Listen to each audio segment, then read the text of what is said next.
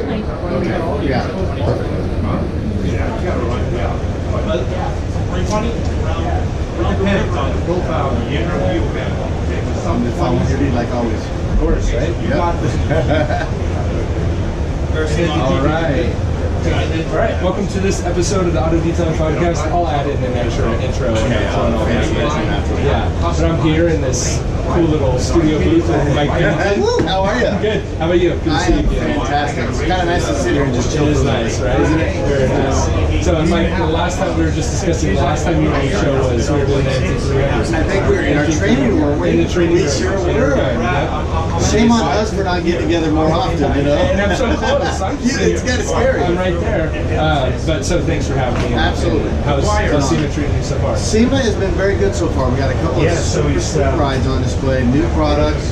We say that every year, how can SEMA get better? But it seems that it, in a weird way, kind of does get better every year. So sign me up again already for next year. Awesome, right? So I guess before we get into that, for those people that don't know your name, doesn't sound familiar, what is your role at Meguiar? My role at Meguiar's is I lead our global training team. I also lead our event marketing team, for all the shows we go around the country. And then I also lead our solutions hub, which is, let's call it our 800 number. That all rolls up under me. Got great guys under me that manage and run all that, but ultimately that's me. I knew you were going to go there. Actually, 28 years with Meguiar's, and this is my 29th SEMA director with Meguiar's. But I will clarify, yes, I did start with 5. Yeah. What did you do? Because I don't know. I'm just curious. What did you do before Meguiar's? School. I came right out of college. Okay. And believe it or not, I have a degree in computer science. Okay. But I was one of those lucky ones. I know it's so cliche, but find something you love and never work a day in your life. I'm a living example of that. So did you meet up with Barry originally, or how did that? That is exactly right. I know that's not the focus of what we're talking about, I'm okay with but it just kind of popped into my head, and I'm fascinated by it. I was lucky enough to go to school with his daughter, and I had a couple of cool cars, of course, and got to meet friends of friends and friends, and just Barry found out that I was a true car guy, and of course he loves car guys.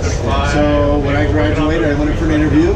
Was lucky enough to get a job in customer service. That's how I started, and then from there went into sales, event marketing, and now I lead a lot of those teams. So it's been fantastic. I would not trade it for the world. I would not trade it for the world. What was Meguiar's like 30 years ago? Very similar to what it is now. Really? Honestly, very similar to what it is now. So it was already pretty big. Oh, well, I guess when I think like 30 years ago, I think like 70s, not like 80s. You know what I mean? That's kind of scary. It's like when you see that thing, it's like I still think 10 years ago was 1990. Well, sometimes you see if you're in a store, check ID, you have to be born after 19. I'm like, wait, what? That year? What?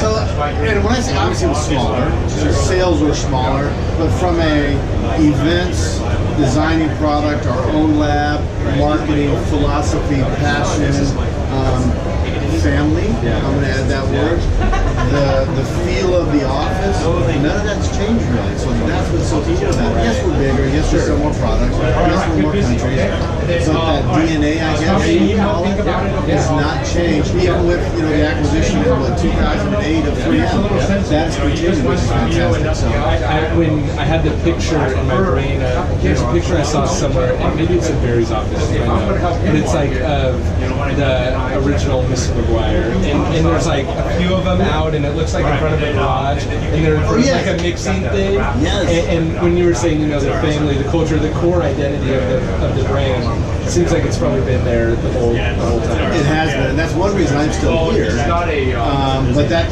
picture is one of our famous ones. That's 1923.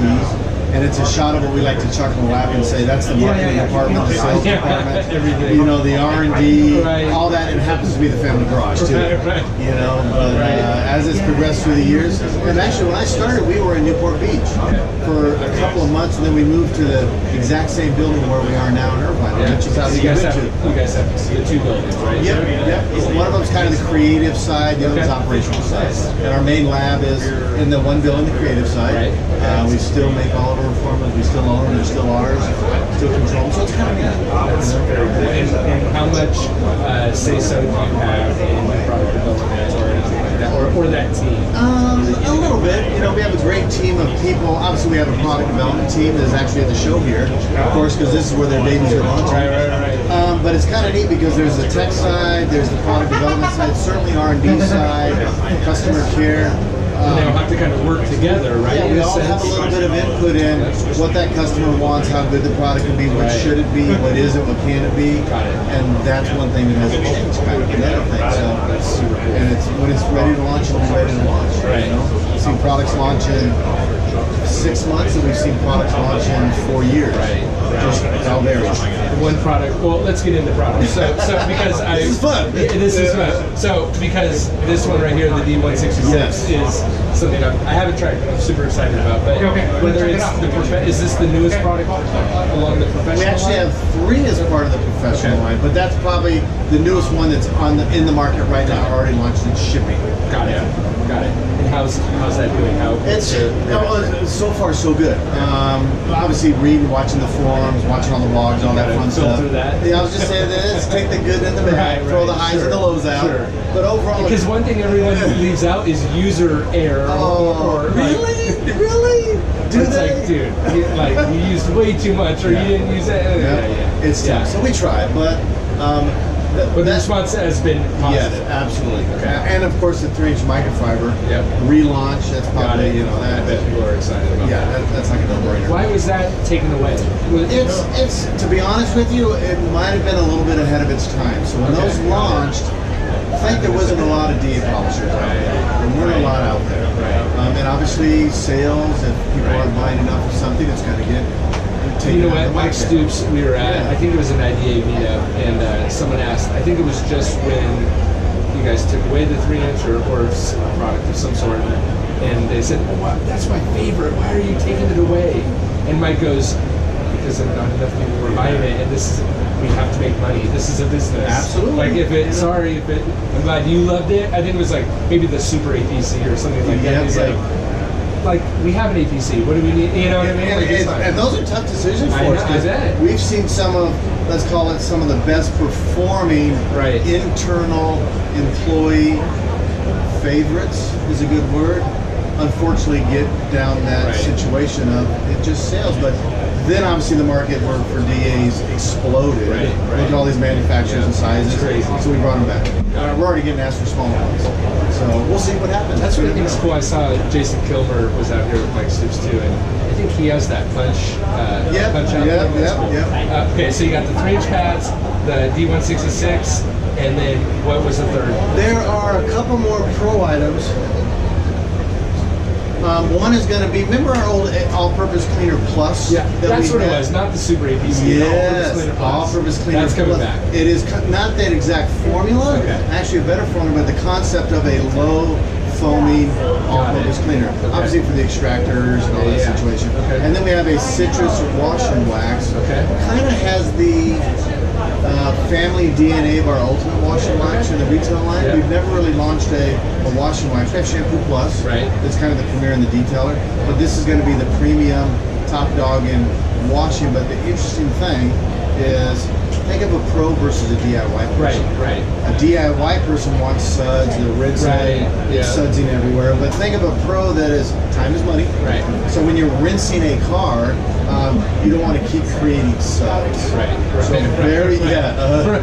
you want to rinse and go. Yes, I have that picture in my mind of like, you got the hose on the hood and it's just like oh my gosh, how much water suds. did that? Water did that? It's like that commercial, or not the commercial, but the video on like Facebook and stuff, and it's like people showering at the beach, and the guy's over the wall. And he's like, what is going on here? That's exactly it. Got it. So it's what they call the term free rinsing, quick rinsing, fill in the blank. That's how it's different than the yellow ultimate wash and wax. So both of those, like Ultimate Wash and Wax 3, they're available now. Those 2 new ones will be coming probably Q1 itself. I wish I had a better time frame, but Q1 is what they say. Got it. And that's for the professional. Yeah, become gallons and I don't know. I think gallons to start with, and then maybe 5s, 55s, who knows? You know. Do you guys do a lot of 55-gallon stuff? We do actually. Surprisingly enough, there's large enough accounts, dealerships that are pumping 300-500 cars a week through. They're going to want that larger size. Got it. So auction houses. Got it. Very cool. So, and then what about on the consumer line? What has come up for there? Yeah, actually two big ones that really jump out. We have obviously the Ultimate line. You know, everybody knows the Ultimate line means our best, top tier, Right. kind of best of raw goods, and obviously it costs more for that reason. Sure. But think wheel cleaners for just a second. Whether you're a DIY or you're a pro, Right.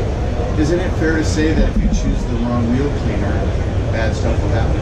Yeah, you definitely could, right? So a lot of DIYers, you ask them about, hey, what kind of wheels do you have? And they don't know. Right. I got a 22 inch. Right. I got 20 inch. Right. No, what kind of surface? Well, they're three-piece. Three-piece what?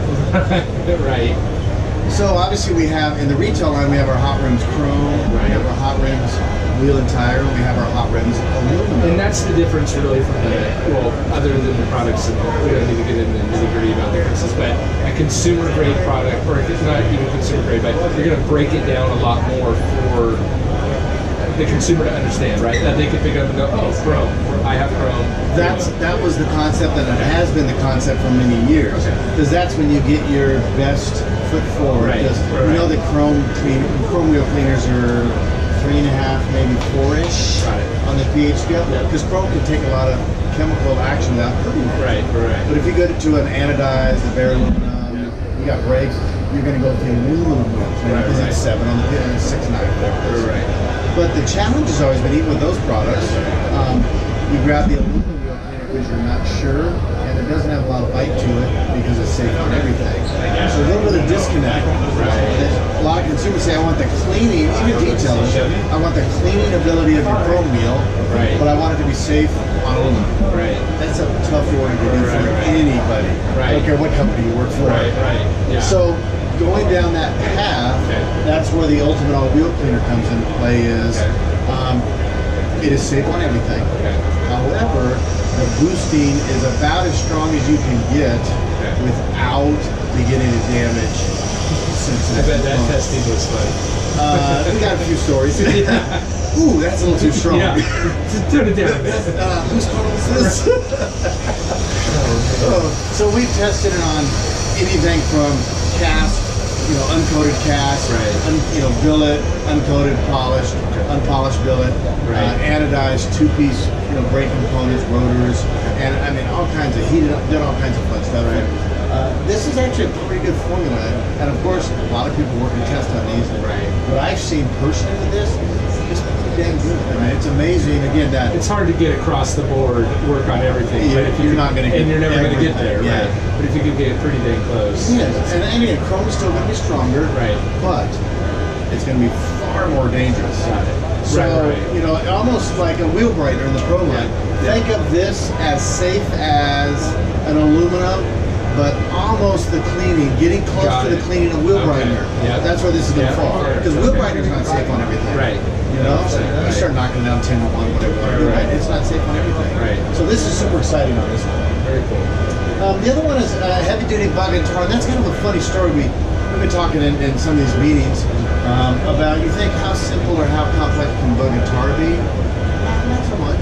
But if you start thinking, bug and tars of the past have either been one of two fold. One is they're very caustic. Like you smell some of these old...